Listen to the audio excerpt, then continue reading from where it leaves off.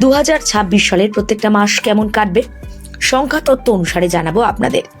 জানুয়ারি, ফেব্রুয়ারি, March অংশীদারিত্ব এবং শক্তিশালী ভিত্তি স্থাপনের সময়কালের ভবিষ্যৎবাণী করছেন জ্যোতিষীরা। মানুষ নতুন উদ্যোগ নেবেন, ক্যারিয়ারের পদক্ষেপ শুরু করতে অনুপ্রাণিত বোধ করবেন, আবেগ নিয়ন্ত্রণে ধৈর্যের প্রয়োজন হবে। এপ্রিল, মে, জুন সৃজনশীলতা, যোগাযোগ, অভিযোজন যোগ্যতার দিক থেকে শক্তির স্থানান্তর হবে।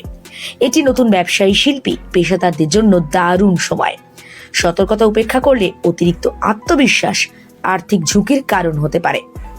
এবার জুলাই, অগস্ট, সেপ্টেম্বর দায়িত্ব ও কর্তৃত্বের বিষয় এবং জীবনের গুরুত্বপূর্ণ সিদ্ধান্তের সময়।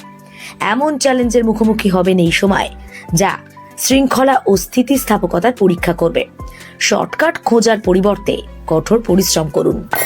অক্টোবর, নভেম্বর, ডিসেম্বর উদযাপন, স্বীকৃতি, ভবিষ্যৎ পরিকল্পনার চেতনার সঙ্গে বছর শেষ হবে।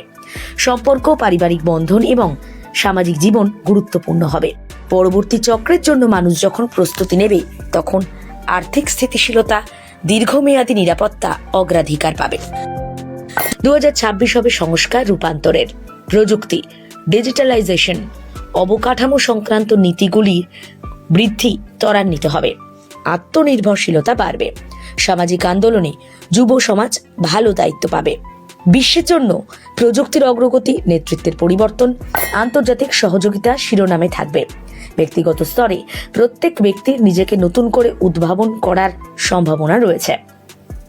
বিজ্ঞান, মহাকাশ গবেষণার ক্ষেত্রে অগ্রগতি হবে। অনেক দেশে রাজনৈতিক পুনর্বিন্যাস, নেতৃত্বের পরিবর্তন হতে পারে। এখানে যে তথ্য আপনাদের সামনে উপস্থাপিত করলাম সেটা অনুমান আর বিভিন্ন তথ্যের উপর ভিত্তি করে।